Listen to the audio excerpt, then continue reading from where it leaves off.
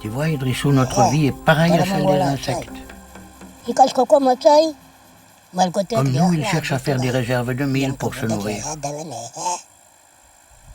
Aujourd'hui, tout le monde attend la pluie car sans elle, il n'y a rien à manger.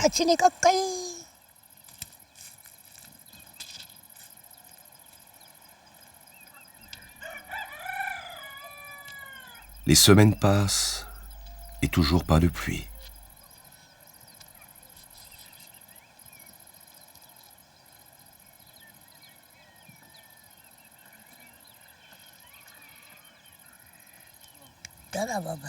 Le sol est sec. Il a besoin d'eau. Les greniers sont presque vides. Si la pluie ne tombe pas rapidement, cette année encore, le village va pleurer. Pour les Mofu, il y a toujours une raison lorsque la pluie ne tombe pas. Adultère, travaux négligés sont autant de fautes qui retiennent le chef, maître de la pluie, à faire tomber l'eau du ciel. Chef, il serait sage de réveiller les pierres qui font tomber la pluie. Le village est inquiet, car la saison passée a été décevante. C'est vrai. Mais tu sais que les conditions ne sont pas toutes réunies. Certains villageois ont commis des fautes. Je suis d'accord, chef. Mais les fautes de certains doivent-elles mettre en péril le village tout entier? Ce n'est pas bon. Je suis d'accord pour appeler la pluie. Mais il reste des adultères à juger et certains toits doivent être réparés. Merci, chef. Je te promets que nous serons dignes de cette décision. Nous ferons ce qu'il faut. Je compte sur vous. Merci, chef. Allons sortir les pierres de pluie. Je t'apporte ce dont tu auras besoin. Musulman converti, le chef n'est plus apte à effectuer seul les rituels traditionnels. Cependant, il lui revient toujours d'en prendre l'initiative et confie à ses plus proches fidèles le soin de réveiller les pierres. Afin de libérer toute leur magie, on les nourrit de feuilles, de graisse de python, du sang d'une chèvre sacrifiée et du contenu de sa panse.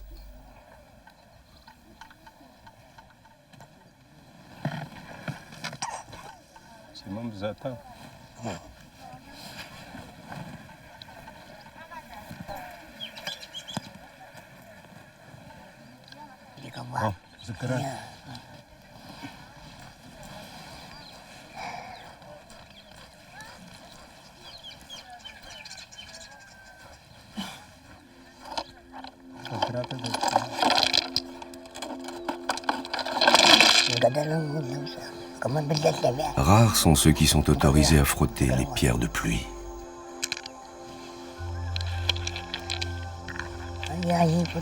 Pierre, ce que je vous offre ici, c'est pour que vous ameniez la pluie. Je vous offre le sang pour vous nourrir. Réveillez-vous et amenez-nous une bonne pluie, sans violence.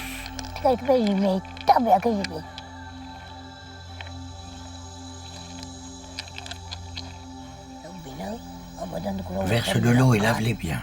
Remets-les ensuite à leur place, bien à l'abri du soleil. Précieusement conservées à la chefferie avec d'autres pierres magiques, comme les pierres de guerre et les pierres de sécheresse, les pierres de pluie constituent chez les Mofu le fondement du pouvoir. Il n'y a pas si longtemps encore, des guerres éclataient pour s'attribuer celles des villages voisins.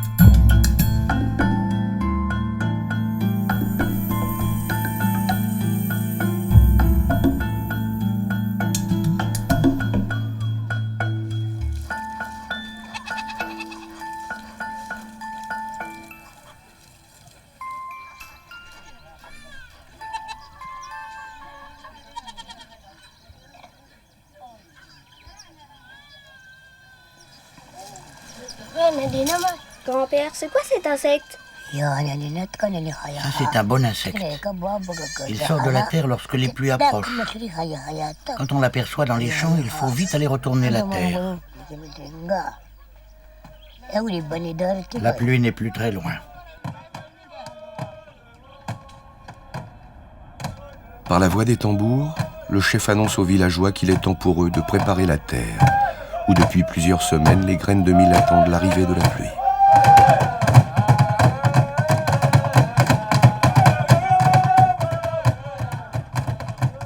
L'abondance de ces premières pluies est déterminante, car le sol, durci par des mois de sécheresse, aura vite absorbé l'eau tombée des nuages.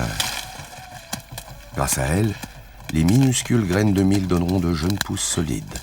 Grâce à elle également, les insectes ressortiront des profondeurs du sol pour peupler à nouveau les champs et les villages.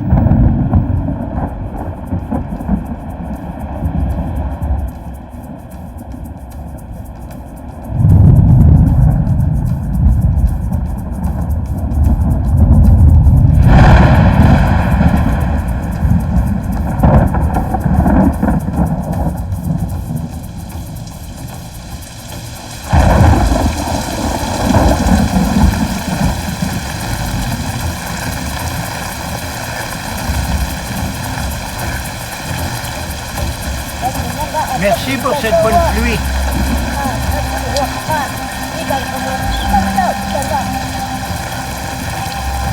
Mais les peuples des sous-sols sont vite submergés par la violence de l'orage. Dans le nid de la fourmi malocoteng, la discipline laisse place pour un moment à un sauve-qui-peut général.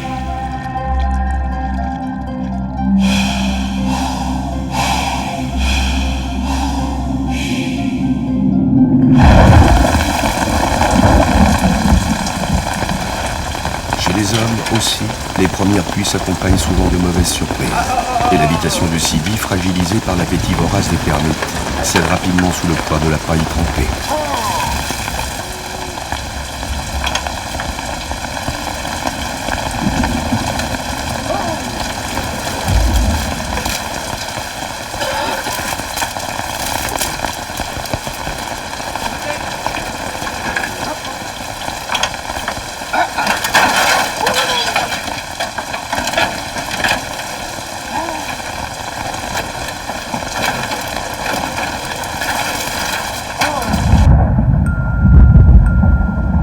Qu'importe les désagréments, puisque la pluie est de retour. Pour les Mofus, c'est le début d'une nouvelle année, le début d'un nouveau cycle du mil. Après l'inondation de leur nid, les fourmis malocoteng sortent leurs réserves de graines, pour les faire sécher, mais pas seulement. Connais-tu l'histoire de l'oiseau du mil et de la fourmi? Non. Alors écoute. C'est une histoire d'entraide. Tu vois, l'oiseau a fait son nid juste là. Le petit oiseau jaune. La fourmi malocoteng n'est jamais très loin. Après la pluie, elle sort toujours ses graines pour les faire sécher, mais aussi pour l'oiseau.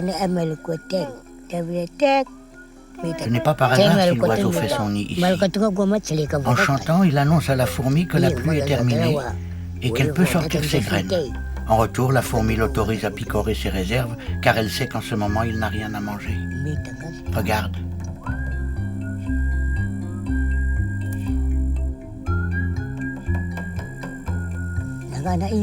Mais l'oiseau est honnête. Lorsque le mil aura poussé, il rendra à la fourmi la part qu'il lui a empruntée. En se perchant sur les épis, il fera tomber les graines par terre pour que la fourmi puisse les ramasser. Quand l'oiseau rendra le mil, nous pourrons commencer à récolter. Le ciel a été généreux et les pluies ont de nouveau rempli le lit des rivières asséchées. Maintenant que le sol est gorgé d'eau, c'est au soleil qu'il reviendra d'apporter aux jeunes pousses de mil l'énergie nécessaire à leur croissance.